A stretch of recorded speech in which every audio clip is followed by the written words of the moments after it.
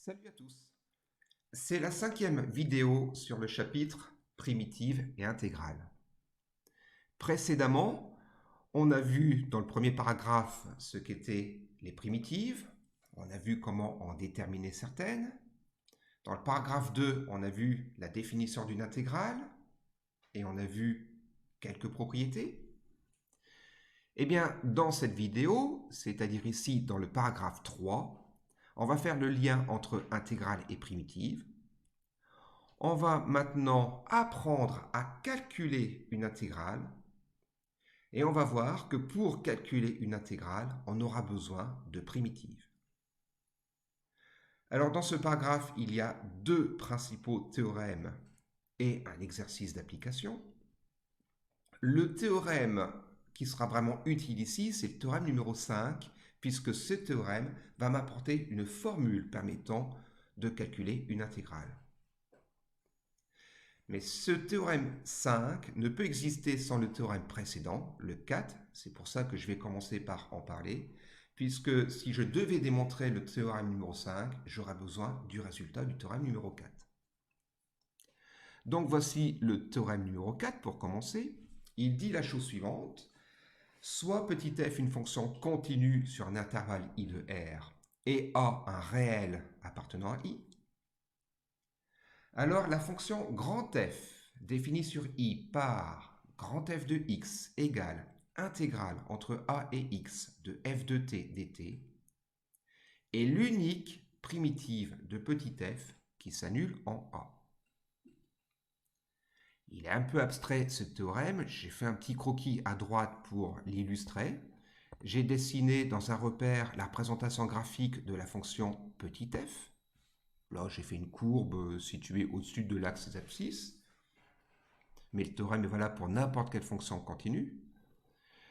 Le grand f de x, géométriquement, il est représenté par l'aire de la surface que je suis en train d'assurer. Effectivement, grand f de x, d'après le théorème, c'est intégrale entre a et x de f de t dt. Et si je reprends le paragraphe précédent, ça correspond à la somme des aires, la somme algébrique des aires, des surfaces qui se trouvent entre l'axe des abscisses, la courbe CF et les bornes A et X.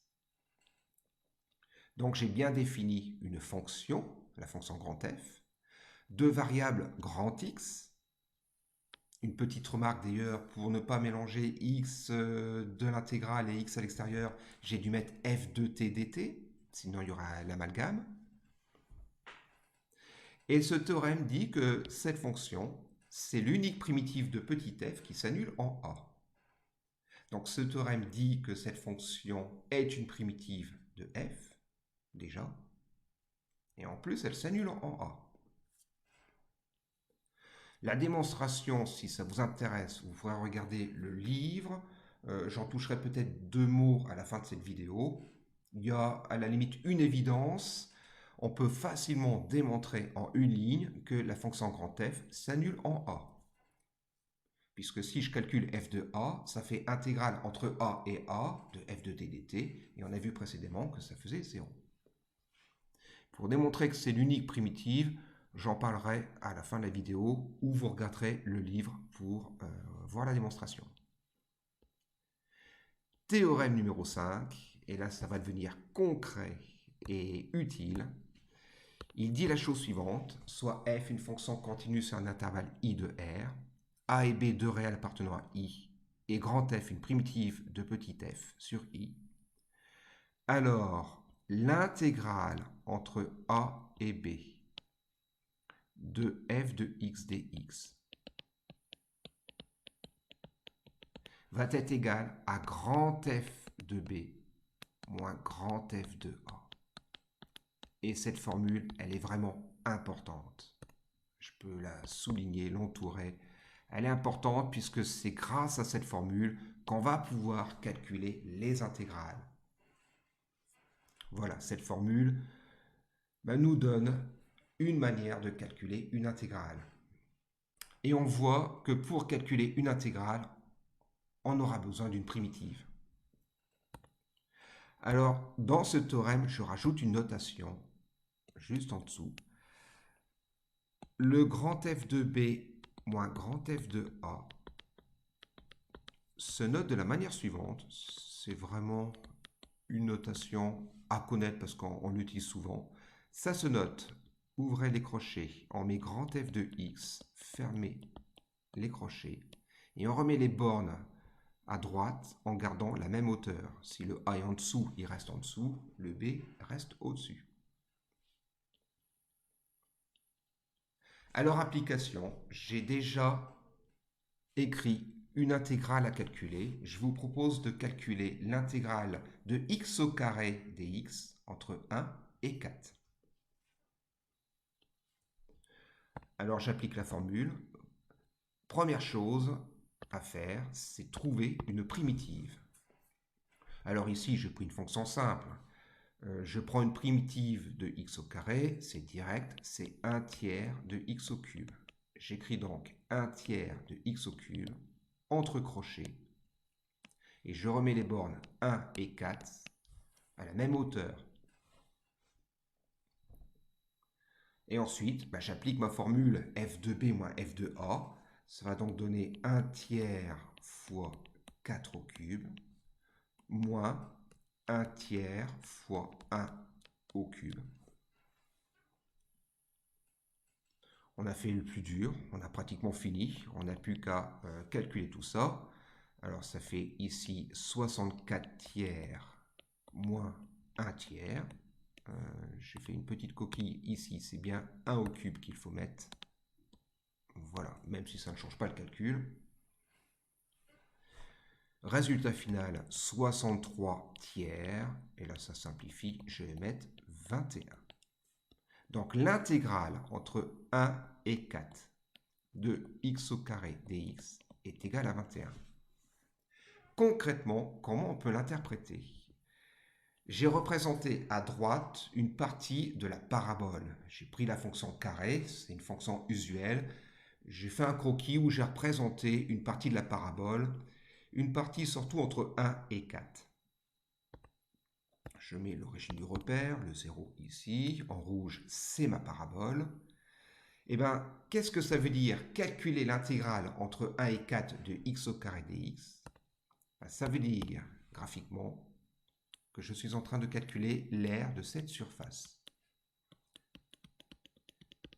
Sur l'intervalle 1, 4, x au carré positif, donc l'intégrale de x au carré entre 1 et 4 dx correspond bien à l'aire de la surface. Et bien, puisque je l'ai calculé et que j'ai trouvé 21, je peux dire que l'aire de la surface que j'ai assurée en bleu est de 21 unités carrées.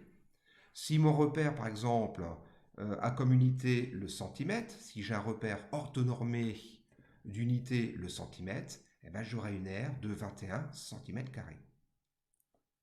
Et on voit l'intérêt, entre autres, l'intérêt d'une intégrale, l'intérêt de calculer des intégrales, c'est que là, je suis capable de calculer la valeur exacte d'une aire, d'une surface qui est complexe. C'est pas un rectangle, c'est pas un triangle, c'est pas un polygone, c'est même pas un morceau de disque, il n'y a pas de courbe circulaire, non, c'est une parabole. On ne sait pas calculer cette aire-là au collège, ni en seconde, ni en première. Maintenant, on va savoir calculer cette aire-là grâce aux intégrales. Donc les intégrales, entre autres, nous permettent de calculer les aires de surface beaucoup plus complexes que ce qu'on connaissait auparavant. Ce n'est pas la seule utilisation des intégrales, ce n'est qu'une toute petite partie des intégrales. Les intégrales sont utilisées dans beaucoup d'autres domaines, mais notre première utilisation ici, c'est pour calculer des aires. Je vous prends un autre exemple à droite. Si je vous donne comme fonction la fonction f, je garde toujours la fonction f, définie par moins 1 sur x, sur l'intervalle, on va prendre sur l'intervalle de 7. je vais représenter rapidement cette fonction. Je fais un repère, je vais faire mon repère à droite. En fait, j'ai pris l'opposé de la fonction inverse. Donc la fonction inverse, si je la dessine, ça ressemble à ça. Et comme là, j'ai pris moins 1 sur x, ben, la courbe va être complètement symétrique. Je vais donc avoir cette courbe-là. Ma fonction est définie sur 2 sets. Donc je vais mettre 2 ici. Et un peu plus loin, je vais prolonger. Je vais mettre 7. Voilà, je prolonge ma courbe. Voilà, et je remets la borne à la droite d'équation x est égal à 7. Allez, voilà mon croquis. Je vous propose de calculer l'intégrale de cette fonction-là, donc intégrale de f de x dx, entre 2 et 7. Eh bien, j'y vais, je vais d'abord faire le calcul. C'est donc l'intégrale entre 2 et 7 de moins 1 sur x dx. Je vais appliquer ma formule, il faut donc que je trouve une primitive. Alors une primitive de moins 1 sur x, ben, je vais laisser le moins déjà, donc c'est moins. Et je trouve une primitive de 1 sur x. Et une primitive de 1 sur x quand x est entre 2 et 7, c'est ln de x. Le x ici est strictement positif, donc une primitive de 1 sur x, c'est ln de x. Donc, une primitive de moins 1 sur x, ça va être moins ln de x. Je remets les bornes, le 2 est en bas, il reste en bas, le 7 en haut. J'applique ma formule du cours, donc c'est grand F de B moins grand F de A. Ça fait donc moins ln de 7 ici. Je vais rajouter des parenthèses. Moins, cette fois-ci, F de A, donc moins ln de 2. Voilà, mon calcul est presque fini. Moins ln de 7 ici, je le remets sans parenthèse. Là, ben, j'applique la règle des signes, ça fait plus ln de 2.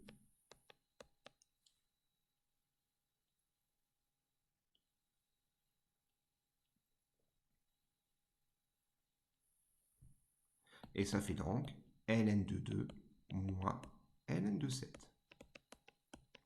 Voilà l'intégrale entre 2 et 7 de f de x dx. L'application de la formule est simple. La difficulté, elle réside au fait de trouver une primitive. Donc, si je récapitule, pour calculer une intégrale, on détermine d'abord une primitive, c'est plus ou moins facile, et après on applique la formule f de b moins f de a. Interprétation géométrique de ça. Alors, on peut déjà remarquer que mon intégrale ici est négative.